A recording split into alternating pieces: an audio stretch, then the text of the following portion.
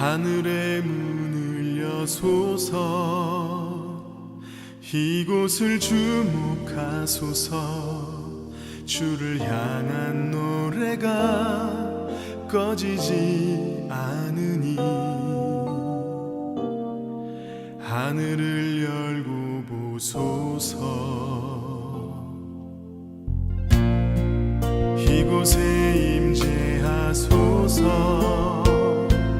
주님을 기다립니다 기도의 향기가 하늘에 닿으니 주여 임재하여 주소서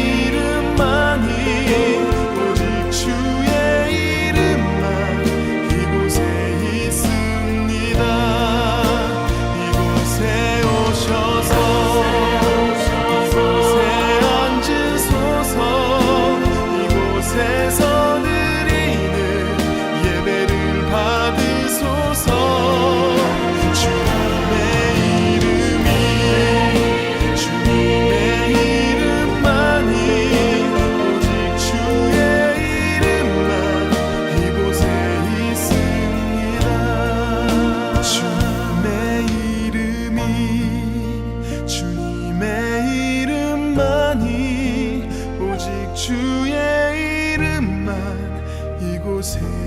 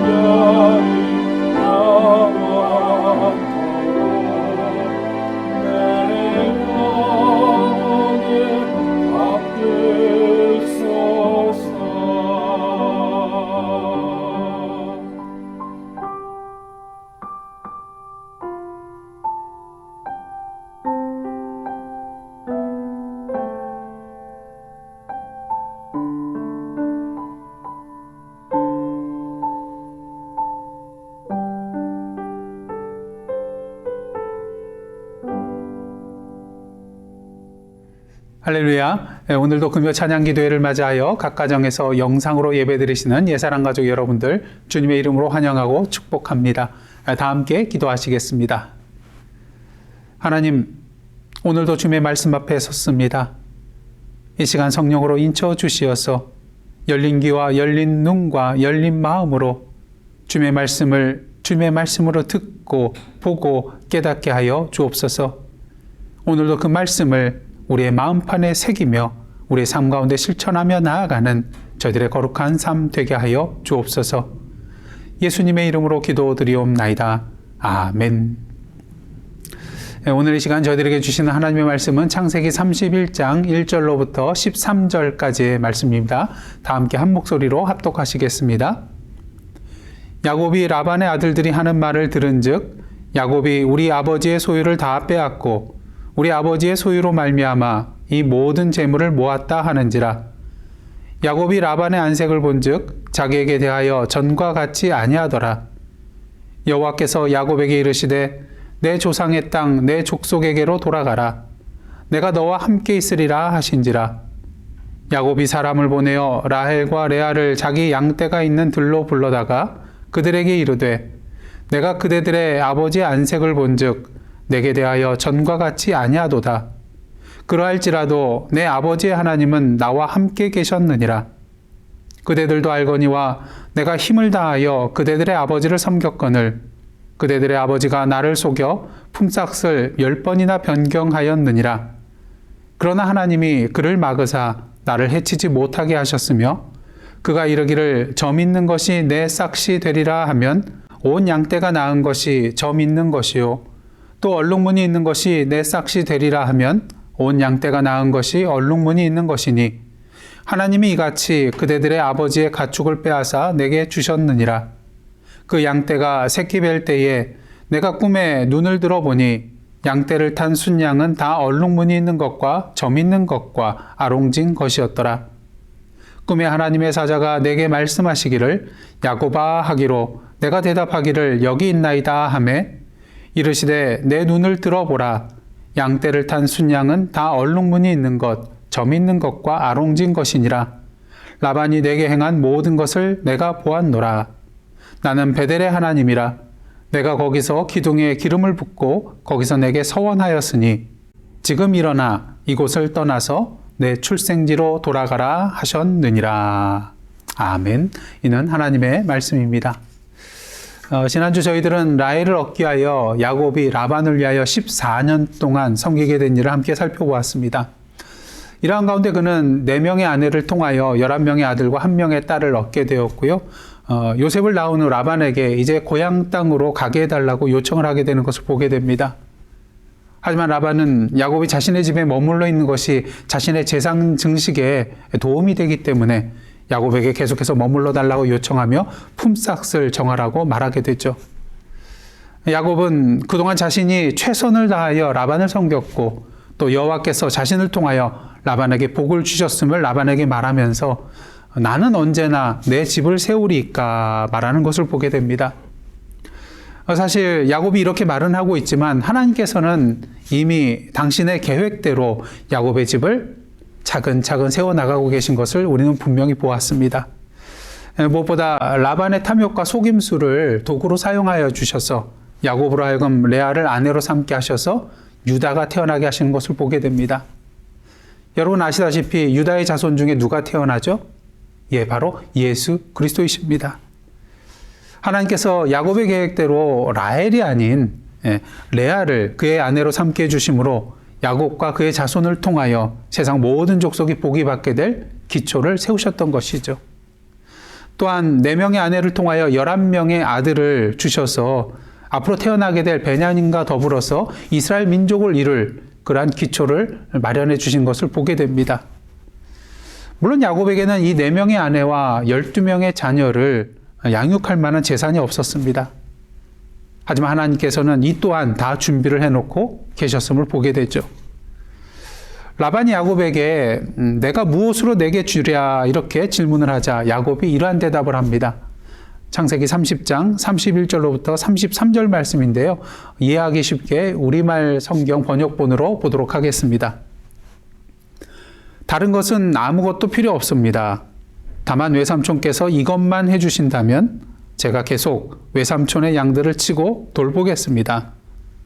제가 오늘 외삼촌의 가축 사이로 돌아다니면서 얼룩이나 점이 있는 양과 검은 양과 얼룩이나 점이 있는 염소를 다 골라낼 테니 그것들을 제 품삯으로 주십시오.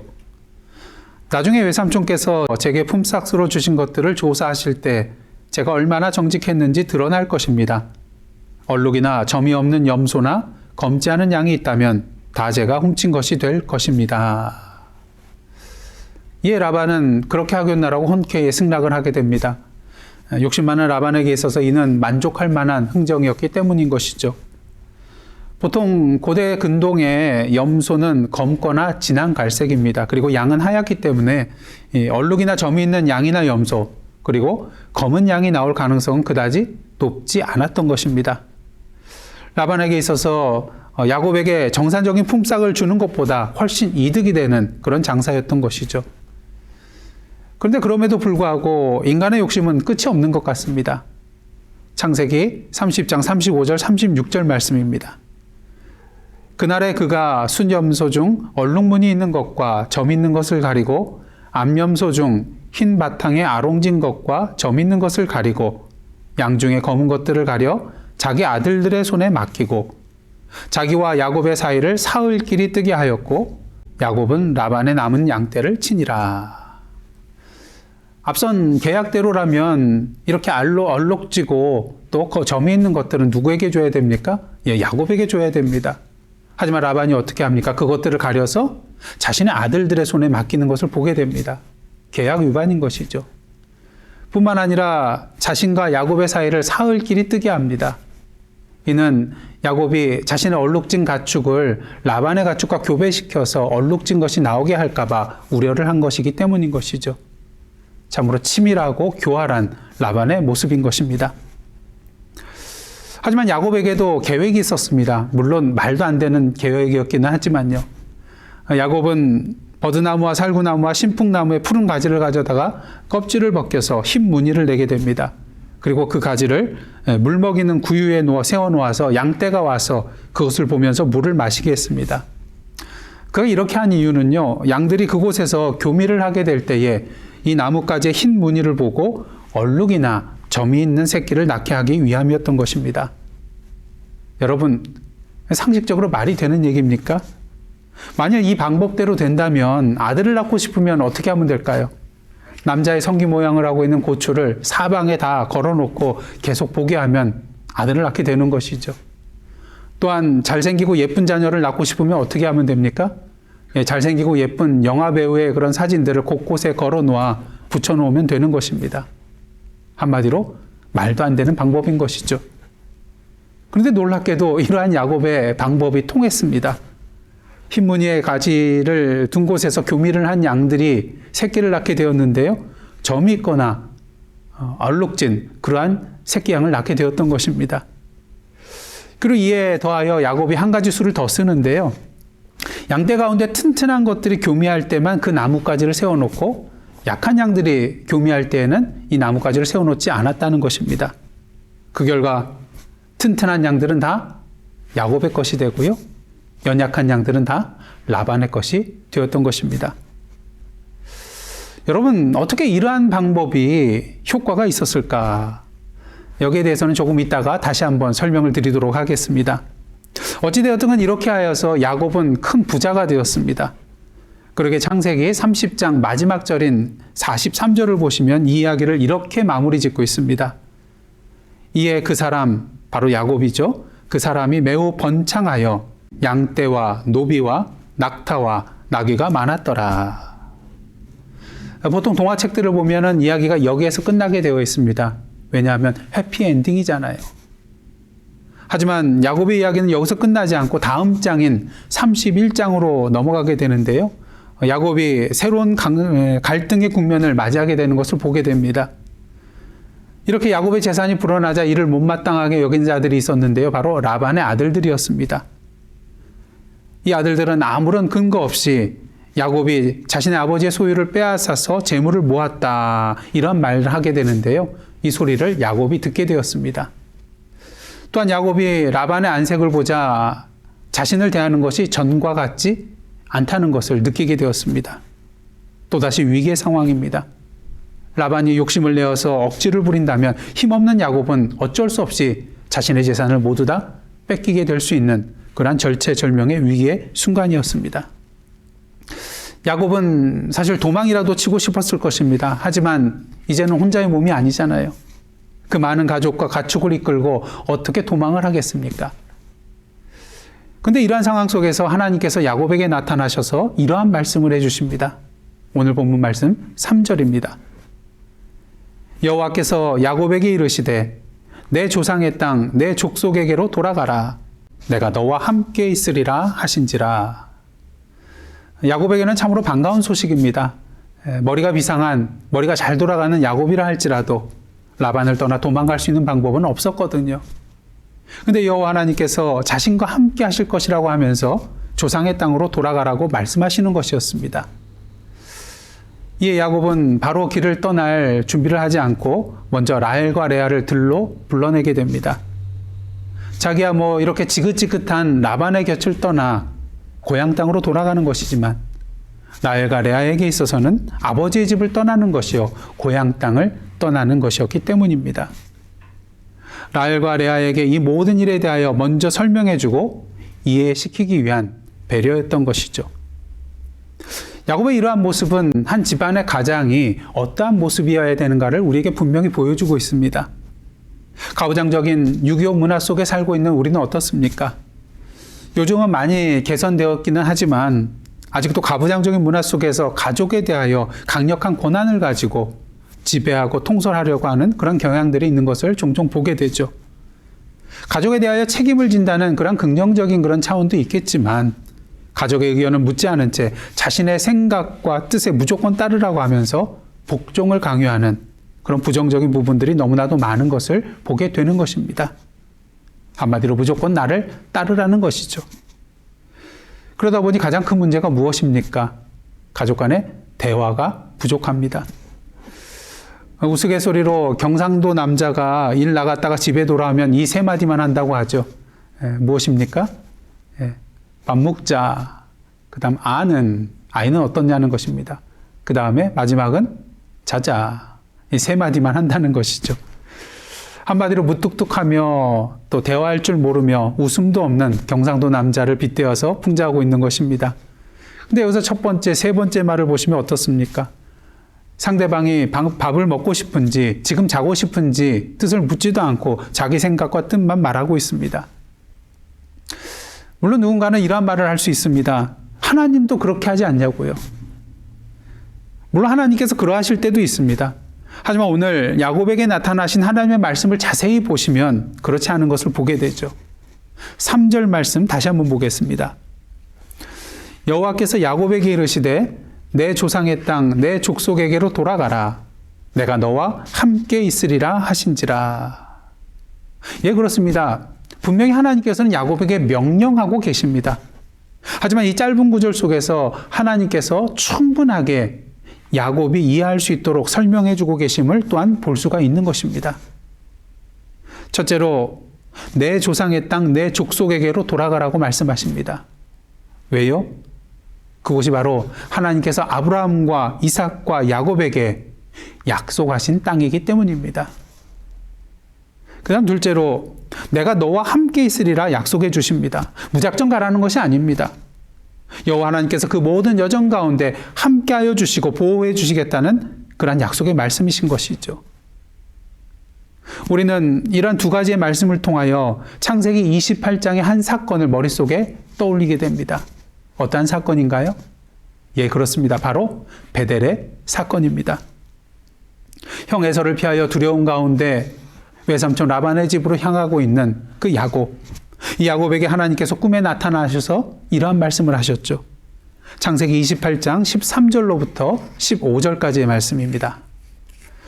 또 본즉 여호와께서 그 위에 서서 이르시되 나는 여호와니 너의 조부 아브라함의 하나님이요 이삭의 하나님이라. 내가 누워있는 땅을 내가 너와 내 자손에게 주리니 내 자손이 땅의 티끌같이 되어 내가 서쪽과 동쪽과 북쪽과 남쪽으로 퍼져갈지며 땅의 모든 족속이 너와 내 자손으로 말미암아 복을 받으리라. 내가 너와 함께 있어 내가 어디로 가든지 너를 지키며 너를 이끌어 이 땅으로 돌아오게 할지라. 내가 내게 허락한 것을 다 이루기까지 너를 떠나지 아니하리라 하신지라.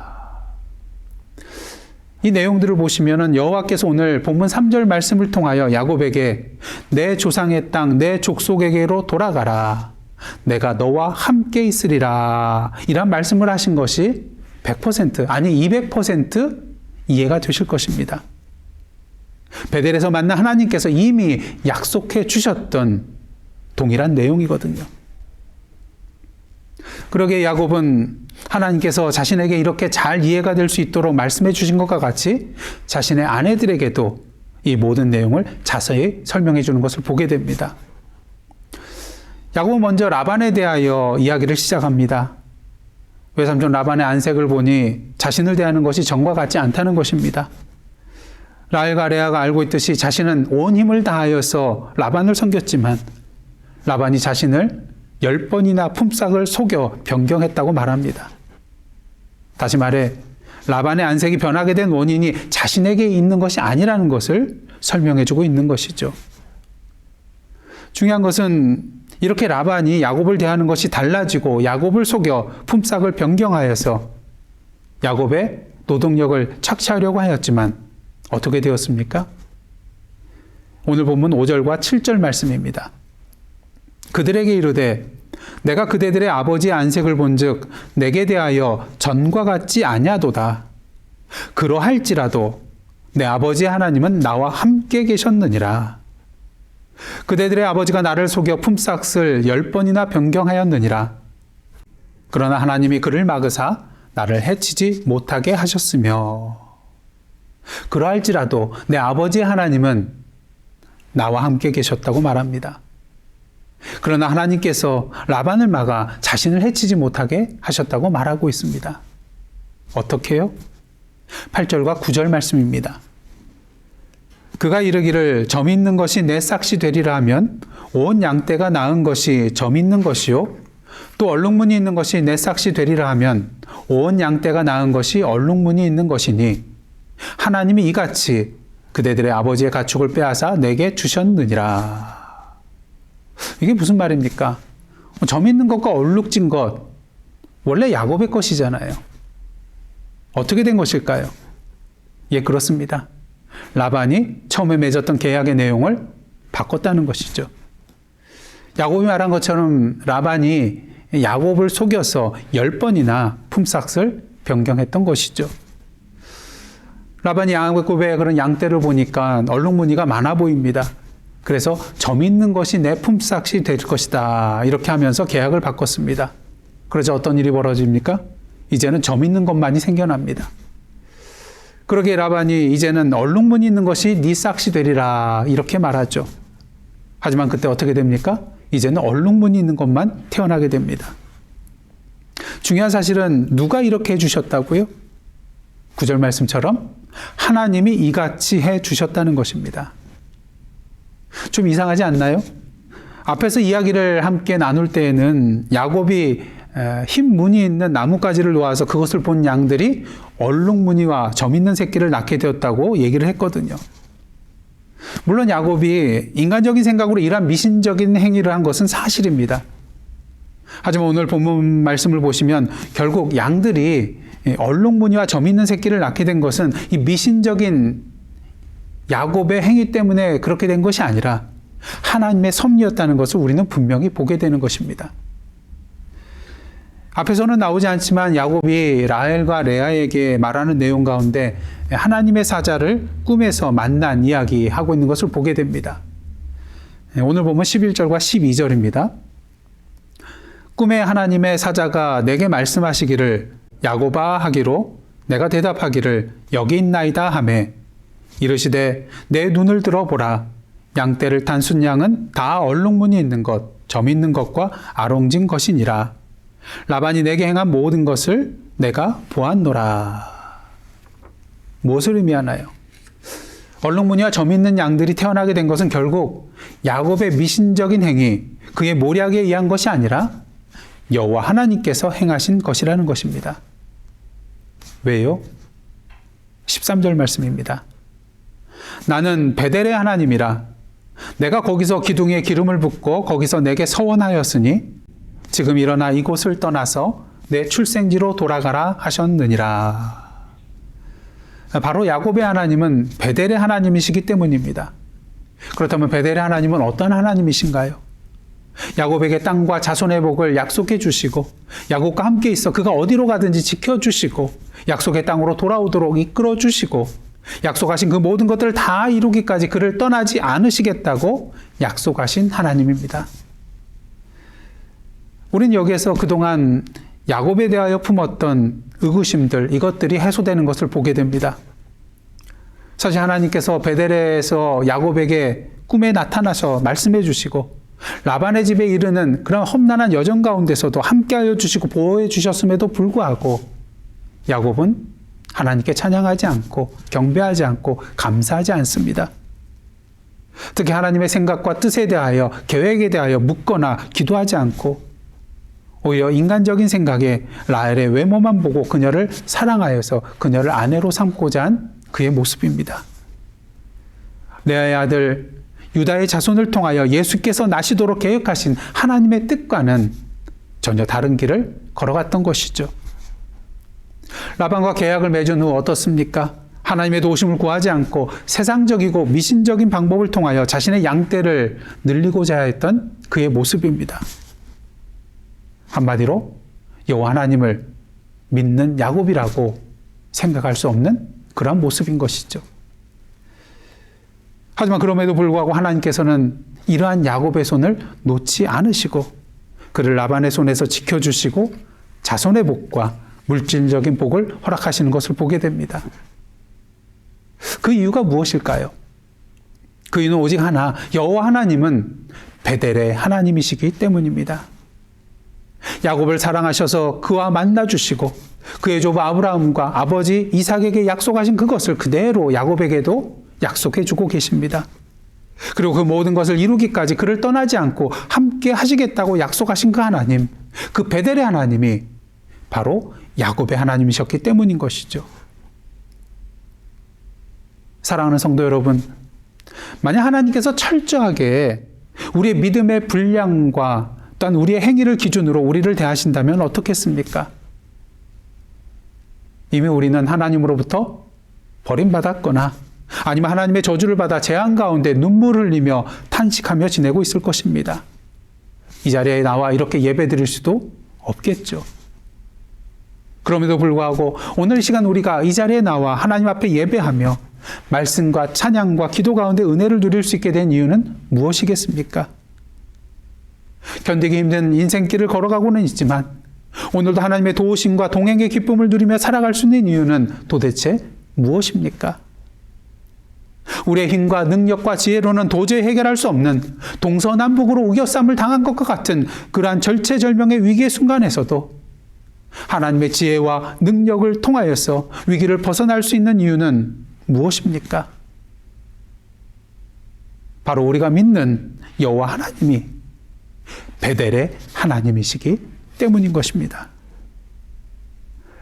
인간적인 속임수로 형과 아버지를 속이고 도망가는 야곱과 같은 우리이지만 오늘도 하나님의 뜻이 아닌 나의 뜻, 나의 생각대로, 나의 계획대로, 나의 판단대로 잘못된 길로 걸어가고 있는 우리이지만 그럼에도 불구하고 우리를 사랑하여 주셔서 우리에게 찾아와 주셔서 말씀하여 주시고 약속하여 주시고 우리의 인생길 가운데 동행하여 주시는 그 베델의 하나님이 바로 야곱의 하나님이요 또한 우리의 하나님이시기 때문입니다.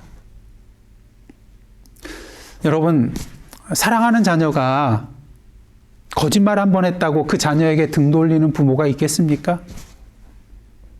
어린 자녀가 부모님 말씀 한 번 어겼다고 그 자녀를 버리는 부모가 있겠습니까? 다시 기회를 주고 정직하게 살도록 부모님 말씀에 순종하며 살도록 옆에서 가르쳐주며 도움을 줄 것입니다. 왜요? 자라나는 과정이기 때문이죠.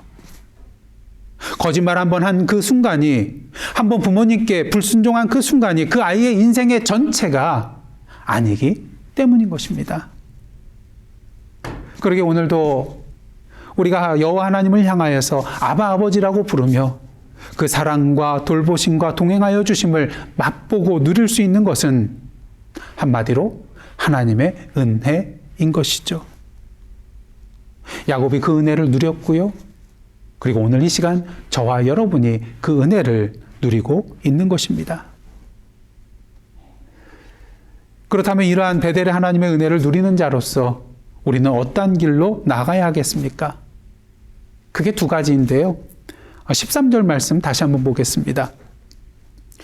나는 베델의 하나님이라 내가 거기서 기둥에 기름을 붓고 거기서 내게 서원하였으니 지금 일어나 이곳을 떠나서 내 출생지로 돌아가라 하셨느니라. 첫째로 베델의 하나님의 은혜를 누린 자로서 우리가 해야 할 일은 바로 지금 일어나 순종하는 것입니다. 이제 더 이상 인간적인 나의 생각과 속임수와 세상적인 미신의 방법을 따르는 것이 아니라 그 자리에서 바로 지금 일어나 하나님의 말씀과 뜻에 순종하며 나가야 한다는 것이죠. 여러분, 야곱과 함께 하시겠다고 하신 하나님의 약속이 온전히 이루어지는 때는 언제라고 생각이 되십니까? 물론 때로는 하나님께서 강권적으로 야곱과 동행해 주시는 때도 있겠지만 궁극적으로 야곱이 하나님의 동행을 온전히 누리게 되는 때는 그가 믿음으로 하나님의 말씀에 순종하며 하나님과 동행할 때라고 할 수가 있는 것입니다. 우리는 종종 내 멋대로 행동하면서 왜 하나님께서 동행해 주시지 않냐고, 왜 하나님께서 나를 돌봐주시지 않냐고, 지켜주시지 않냐고 투덜댈 때가 있습니다. 진정 하나님의 함께 하심과 동행하여 주심을 누리기를 원하십니까? 그렇다면 바로 지금 일어나 믿음으로 하나님의 말씀대로 순종하시기를 원합니다. 하나님께서 온전히 동행해 주심을 분명히 맛보고 누리시게 될 것입니다. 그 다음 둘째로 베델의 하나님의 은혜를 누린 자로서 우리가 해야 할 일은 삶의 간증으로 베델의 하나님을 전하는 것입니다. 야곱이 라헬과 레아에게 이야기한 내용은 어떻게 보면 야곱의 간증이라고 할 수 있을 것입니다. 자신에게 역사하신 그 베델의 하나님에 대한 삶의 고백이었기 때문인 것이죠. 중요한 사실은 야곱이 이 모든 이야기를 다 해주고 마지막으로 하나님께서 이곳을 떠나 고향으로 돌아가라고 하셨다는 그런 말을 전하자 라헬과 레아가 뭐라고 대답을 합니까? 창세기 31장 14절로부터 16절 말씀입니다. 라헬과 레아가 그에게 대답하여 이르되 우리가 우리 아버지 집에서 무슨 분깃이나 유산이 있으리요? 아버지가 우리를 팔고 우리의 돈을 다 먹어버렸으니 아버지가 우리를 외국인처럼 여기는 것이 아닌가? 하나님이 우리 아버지에게서 취하여 가신 재물은 우리와 우리 자식의 것이니 이제 하나님이 당신에게 이르신 일을 다 준행하라. 한마디로 야곱이 말한 그 모든 내용을 그대로 믿고 받아들이고 있는 것을 보게 됩니다. 특히 야곱이 라반으로부터 취한 그 모든 재물이 야곱이 취한 것이 아니라 여호와 하나님께서 취하여 가신 것이라고 고백하고 있는 것을 보게 됩니다. 그리고 한 걸음 더 나아가 이제 하나님이 야곱에게 이르신 그 모든 일들을 다 준행하라고 말하고 있습니다. 라헬과 레아가 이렇게 말할 수 있었던 이유는 무엇일까요? 단순히 야곱이 그 모든 자초지종을 그들에게 이야기했기 때문일까요? 아니요. 그동안 야곱과 함께 살아가면서 그가 믿는 하나님께서 함께 하시지 않았더라면, 역사하시지 않았더라면 이러한 결과가 나올 수 없다는 것을 누구보다도 잘 아는 자가 바로 라헬과 레아였기 때문인 것입니다. 그리고 그 결과 야곱이 믿고 고백하는 그 베델의 하나님을 라헬과 레아 역시 믿음으로 받아들이고 있는 것을 보게 되는 것입니다. 사랑하는 성도 여러분, 야곱과 같이 부족한 저희들입니다. 하지만 그럼에도 불구하고 오늘도 베델의 하나님의 은혜를 누리고 계십니까? 바라기는 오늘도 그 베델의 하나님의 말씀에 바로 지금 일어나 그 말씀에 순종하며 나아가는 저와 여러분의 삶이 되시기를 원합니다.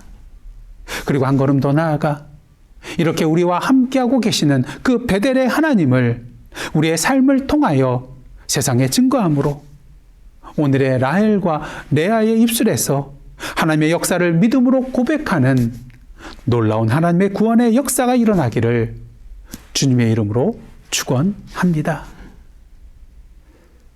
그런 의미에서 이 시간 함께 기도 드리실 때에 믿음으로 순종하지 못하고 내 마음과 내 뜻, 세상의 방법대로 살아가는 우리의 연약함을 용서하여 주옵소서. 베델의 하나님의 은혜를 누린 자로서 바로 지금 일어나 하나님의 말씀대로 순종하며 살아가는 자 되게 하옵소서. 우리의 삶이 베델의 하나님을 증거하는 신앙 간증의 삶이 되게 하옵소서. 이 제목을 놓고 기도하며 나가겠습니다. 다 함께 기도하시겠습니다.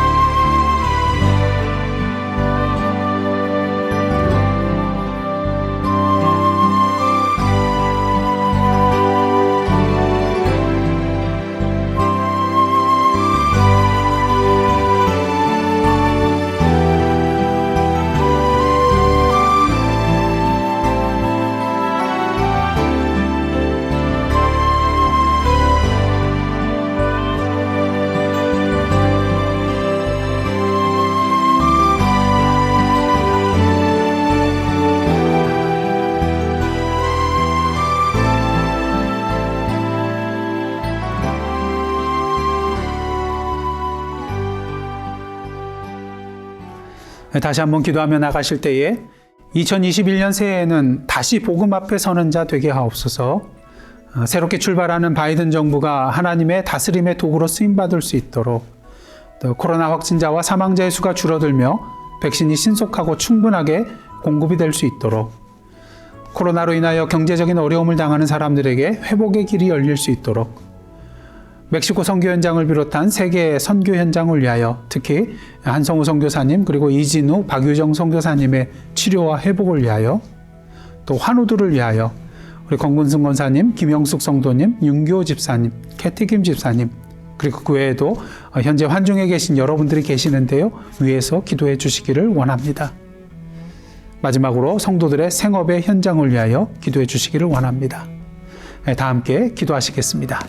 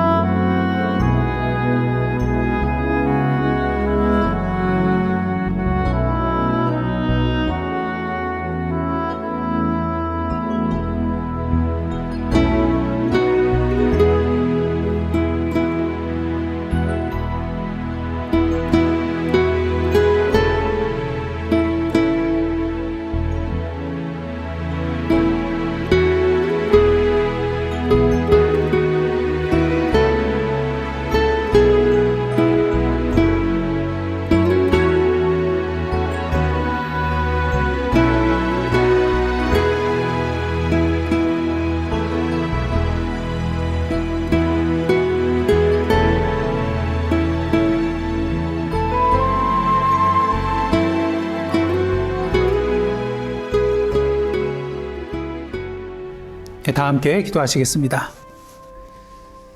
사랑의 하나님, 오늘도 금요 찬양 기도회를 맞이하여 말씀과 찬양과 기도 가운데 주님의 임재를 맛보게 하여 주시니 감사드립니다.